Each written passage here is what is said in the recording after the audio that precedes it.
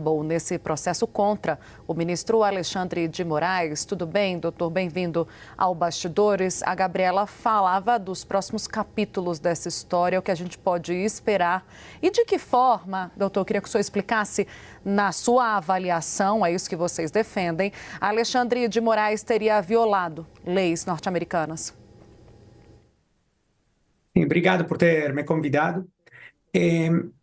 A verdade é claro, ele tem 3 mecanismos para solicitar assistência judicial nos Estados Unidos e, porém, para fazer cumprir uma ordem judicial do Brasil nos Estados Unidos.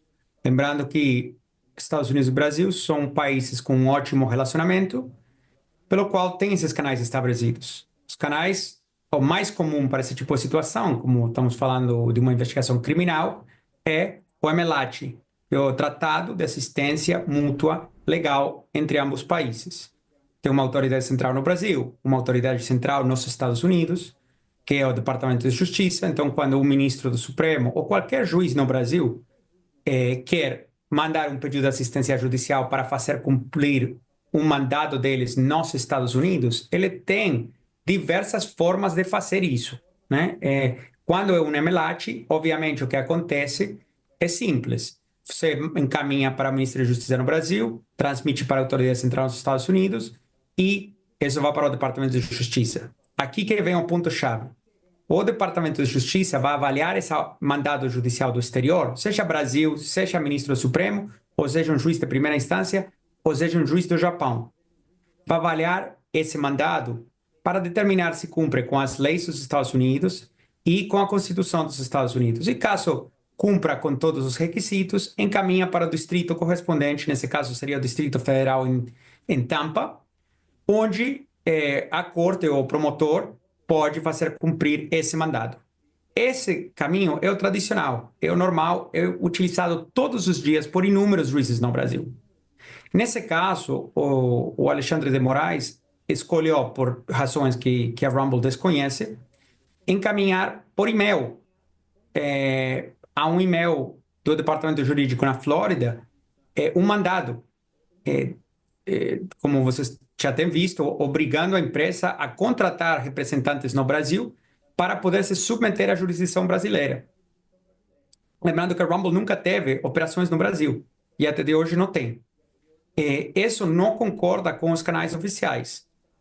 E nesse caso é particularmente agravante quando sabemos que a ordem judicial é para censurar contas dentro dos Estados Unidos de um residente americano, que é um dissidente político brasileiro, que mantém contas também bancárias dentro dos Estados Unidos, e a ordem também pede parar o fluxo de fundos e monetização das contas para esse dissidente político. Ou seja, o mandado do ministro Alexandre de Moraes está solicitando que uma empresa americana sem operações no Brasil bloqueie fundos dentro dos Estados Unidos para um residente dos Estados Unidos e bloqueie as contas globalmente de um residente americano. Agravante de tudo isso é que esse dissidente político já é alvo de uma investigação do ministro, na qual ele tentou pedir a extradição dos Estados Unidos. A administração Biden, mas eu acho que qualquer administração, tanto faz se foi Biden, se foi Trump ou se for qualquer outro presidente, a administração Biden recusou o pedido de extradição, basado em que não é crime nos Estados Unidos pensar diferente. Então, um crime de opinião, né, ou expressar opinião, não é um delito nos Estados Unidos. Basado nisso, recusaram a extradição. 6 meses depois, a Interpol tirou o pedido de captura internacional por razões que a Interpol não explicou, mas obviamente isso só acontece quando a Interpol não acha que é um crime. E, após tudo isso, o ministro Alexandre de Moraes encaminhou mandados sigilosos para um endereço do Departamento Jurídico da Rumble na Flórida. Doutor, a gente está falando do blogueiro Alan dos Santos, que é um foragido dos Estados Unidos por ter dispersado o discurso de ódio e também fake news.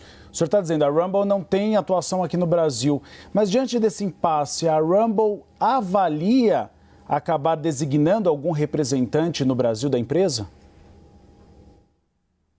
A Rumble não teria por que designar um representante se a Rumble não tem operações no Brasil. Mas vamos imaginar uma analogia. eu começo uma empresa em Silicon Valley, uma startup, com 20 funcionários. E aí eu vou ter conteúdo. E esse conteúdo vai se transmitir no mundo inteiro, a menos que alguém bloqueie. Então, vai se transmitir em 193 países. Você acha que se a gente recebe um pedido de um juiz na Índia, de outro juiz na África do Sul, de outro juiz em Eslováquia, de outro juiz em Coreia do Norte, pedindo que a empresa com 20 funcionários em Silicon Valley designe e contrate representantes legais em todas essas jurisdições, faria sentido para você? Obviamente não. Não é um mecanismo no qual, na era digital, as empresas podem operar.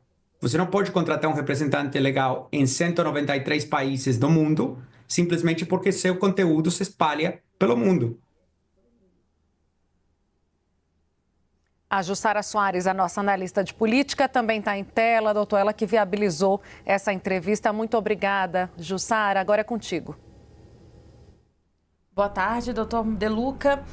Meu questionamento para o senhor é sobre como esse pedido de liminar no Tribunal da Flórida pode ter impacto aqui na decisão do ministro Alexandre de Moraes, que determinou o bloqueio do Rumble no Brasil. Bom, o que nossa liminar pede, entre outras coisas, é basicamente que se suspendam as ordens, os mandados do ministro Alexandre de Moraes nos Estados Unidos.